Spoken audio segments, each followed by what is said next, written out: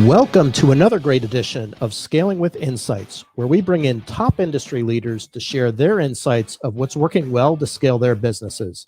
My name is John Russo. I'm a former CMO turned entrepreneur. Now I'm helping other businesses scale, grow, and measure their business for effectiveness.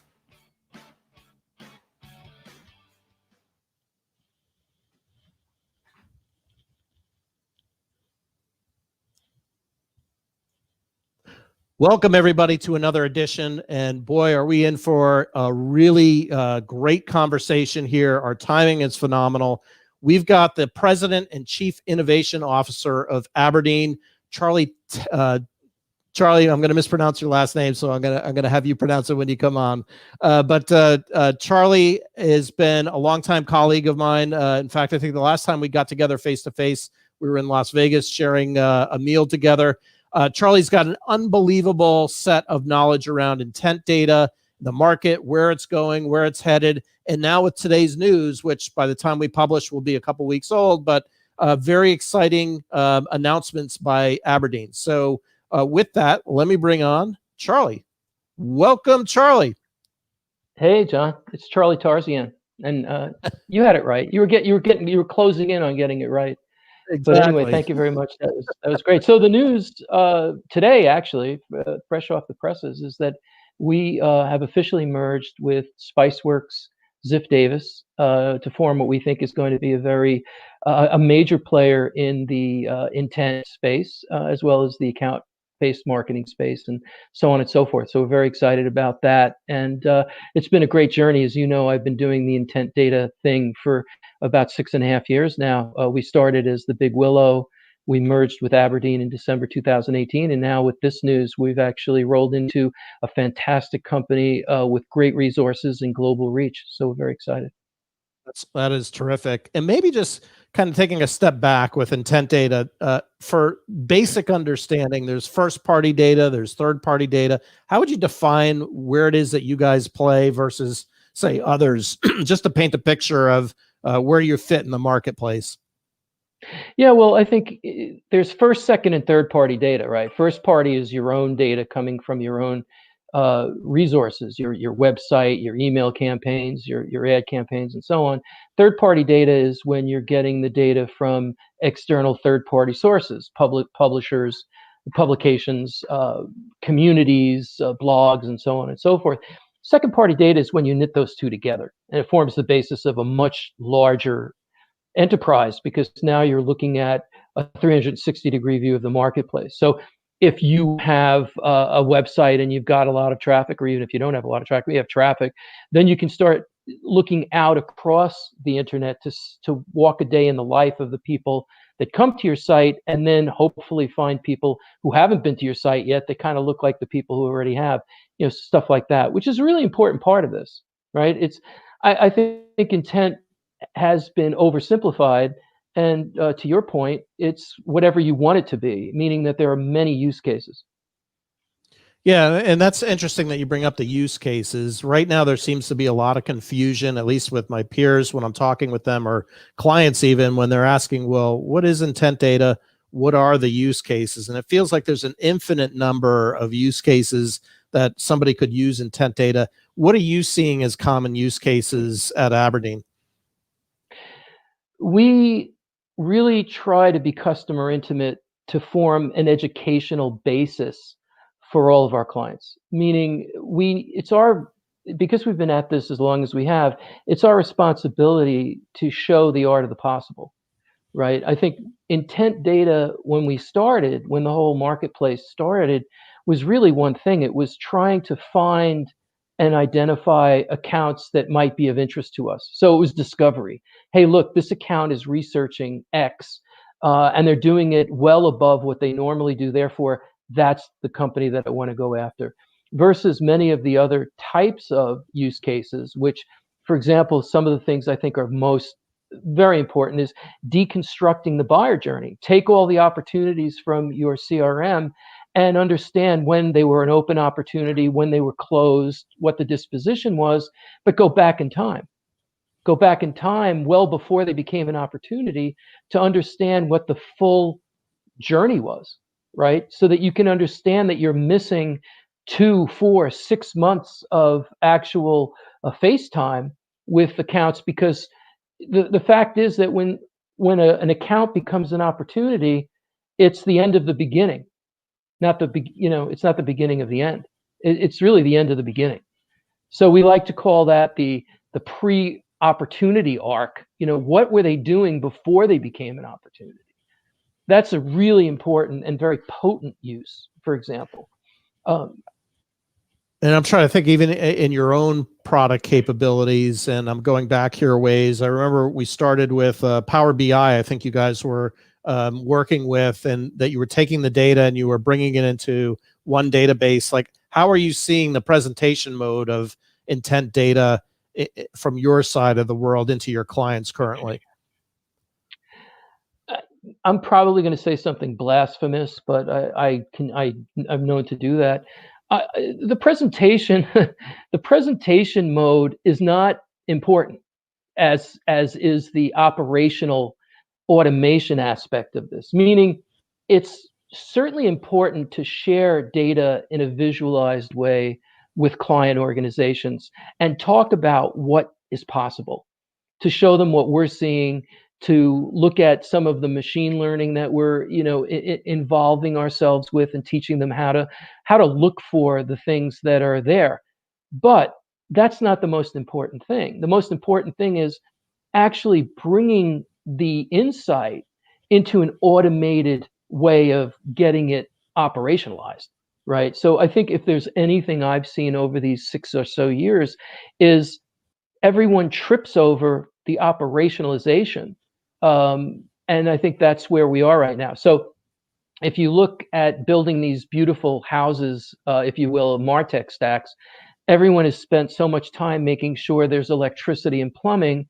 Now it's really time for architectural excellence, which is really much more of pushing contextualization into and operationalizing it.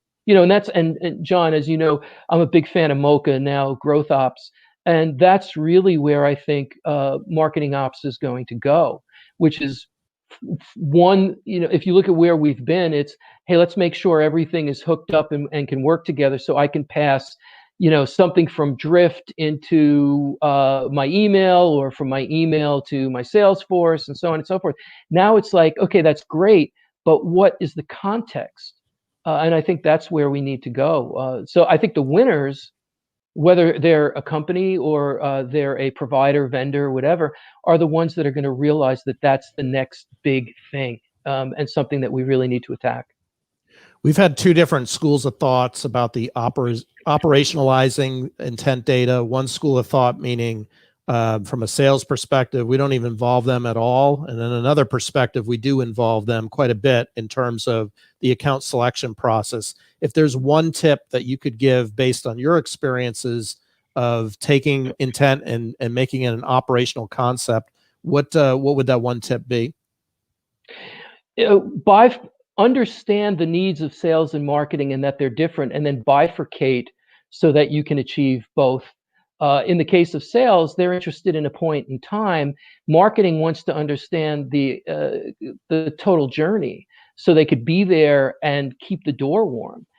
Sales just wants to know what they should be doing at a certain time, if anything at all, because marketing should really be carrying the water until it's really essential to get that high cost touch of direct sales involved.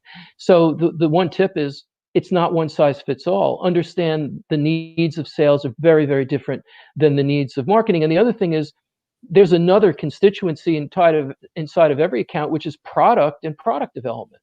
The data that we show has great impact on many different facets of the actual product, and the user experience with the product.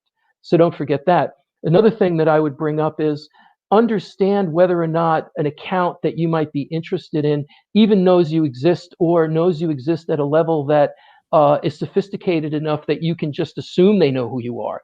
I mean, I can't tell you how many companies we work with that just assume that everyone knows who they are in that category, but they don't. And it's important to know that. That's just one more use case. Are they engaged with your brand to begin with? And then another thing is, how sophisticated is that company as it relates to technology? How much are they consuming of topics that are on the leading edge, so that you know how to approach them. I mean, you've got leaders and people that are going to take chances and risks, and then you have people who are just going to wait for everything for the dust to settle, and they're going to take their time in terms of getting at something, meaning that intent has so many different aspects of it. Understand the maturity curve of an account you'd like to pursue as it relates to some of the newer kinds of things that you're rolling out.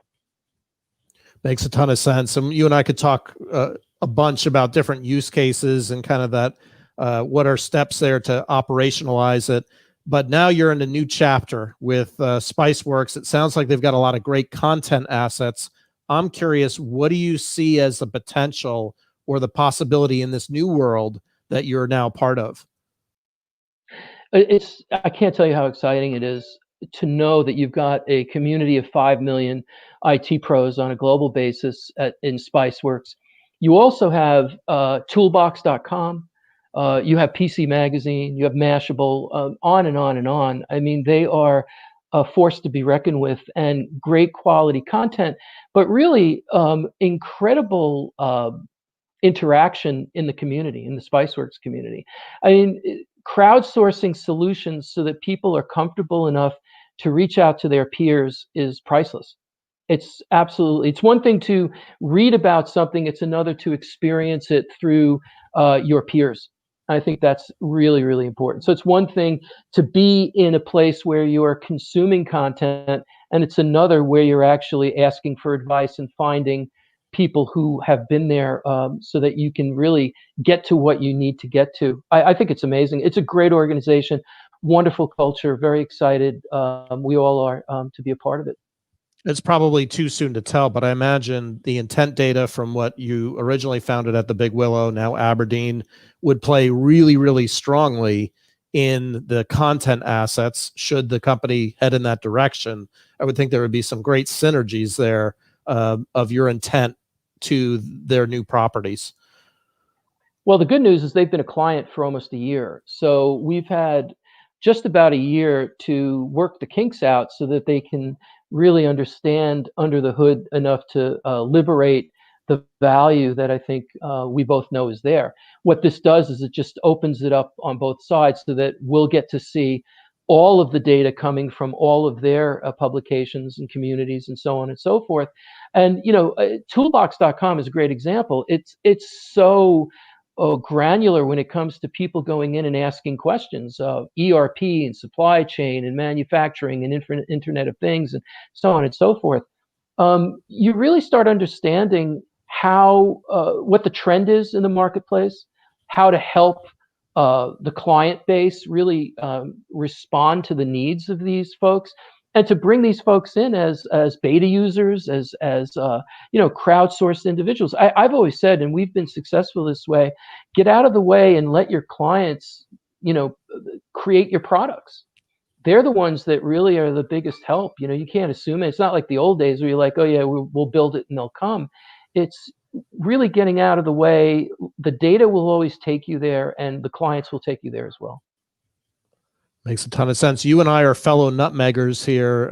It's been a crazy time outside of intent data, and it's been a while since we've been able to catch up. But what occupies your time outside of intent data, or just keeps you busy and engaged, or in enjoyable moments? What are you doing on the side? Splitting a lot of wood.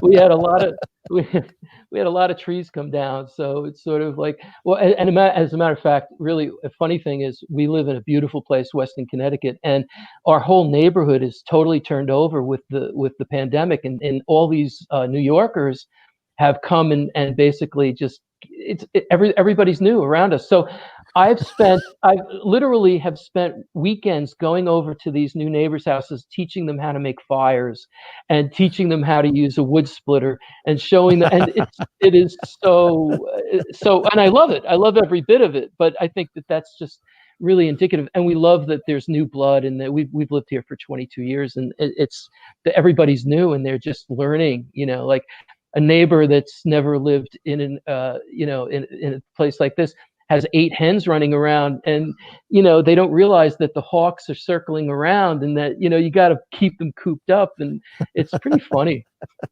But I find that to be very enjoyable, and I played a lot of golf. We live right across the street from a golf course I'm a member of, and I play a lot of paddle tennis. Now it's paddle tennis. I'm going to play a match tonight at 5:30. So looking forward to that. Excellent. Well, Charlie, hey, it was great reconnecting, and I could stack wood with the best of them. So I'm glad you share that similar passion of splitting wood. It's been a few years since I've done that, but it's a great workout. Us and Abe Lincoln. Excellent, Charlie. Good seeing you. Thanks, John. Thanks so much. If you like this content, like and subscribe. And I forgot to mention at the beginning, we're sponsored by the Growth Ops community. And I'll drop you a link with some information about the Growth Ops community below. And thanks for watching.